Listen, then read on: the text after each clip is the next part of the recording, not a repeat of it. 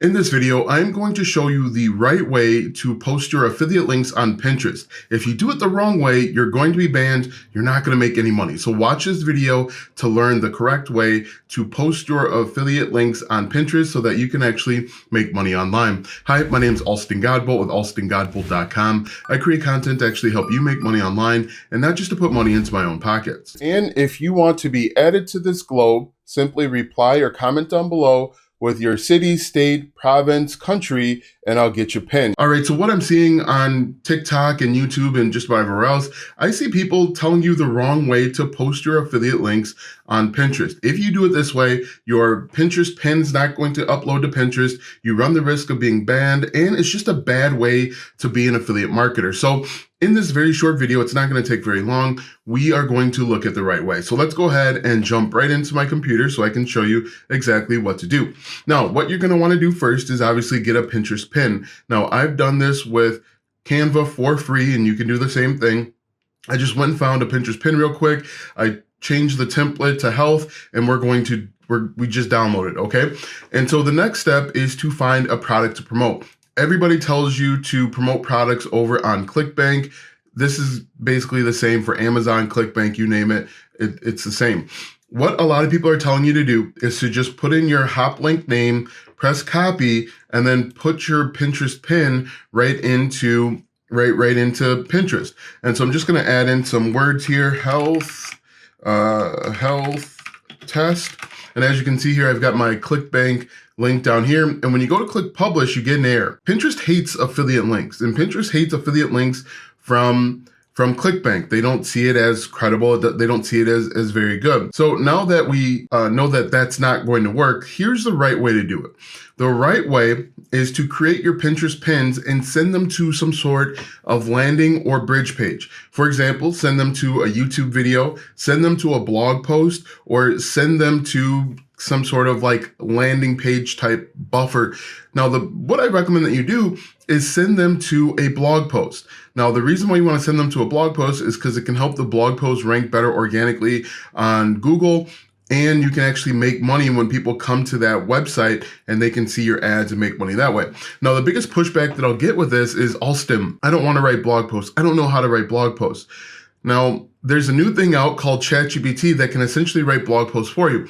I recommend, if you're going to go this route, and this is a much better route, is use ChatGPT to help guide your blog post.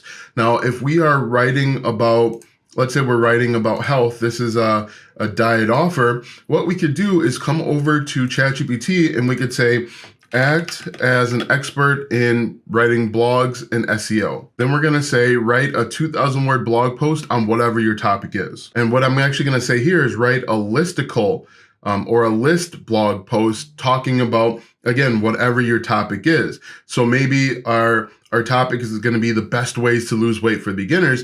I'm going to tell ChatGPT to write a 2,000 word list type blog post talking about the 10 best ways to lose weight for people over 50. All right, so I said, act as an expert in blog writing and SEO. Write a list style blog post with the 10 best ways for women over 50 to lose weight. Make sure the blog post is 2,000 words or more. Then we're going to hit enter. Now, again, when it comes to using ChatGPT and really any AI writing software, make sure that you are verifying the information. Make sure you are doing the research. Don't just blindly take this and upload it to wherever. Now, ultimately, what I recommend if you're going to do this route, get your own website. It can be as low as $3 per month, and I'll put a link to my favorite web hosting platform so that you can get up and running.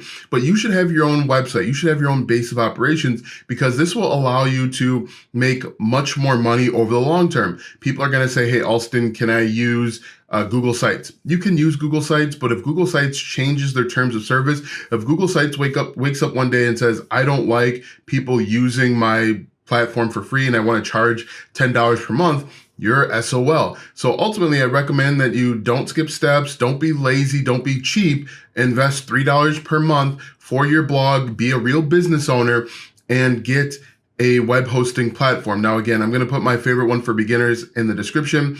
You don't have to use it, but it's just, it's a very user-friendly, beginner-friendly method. So again, we've got this blog post here that ChatGPT has written out. Don't just blindly upload it into your web hosting provider. Please read over it, take some time, take 10 minutes, read it, verify the information, and make sure that it's correct. Now, what we're going to do next is we're going to copy this information and we're going to put it into our blog. All right, so here I am at the back office of my website, alstongodbolt.com. And what I'm going to do is I'm going to go to Post, click on Add New. The next step is I'm going to copy the title, 10 Best Ways for Women Over 50 to Lose Weight and Stay Healthy. I'm going to copy this and I'm going to put it in my new blog post like this. Now, your back office may look slightly different depending on the theme that you're using, depending on if you're using the classic editor. It doesn't matter, but for all intents and purposes, this is basically what it looks like. And so what we can do is once we've read through and we've verified the information, I can just copy this like this and I can paste it in like this. Okay.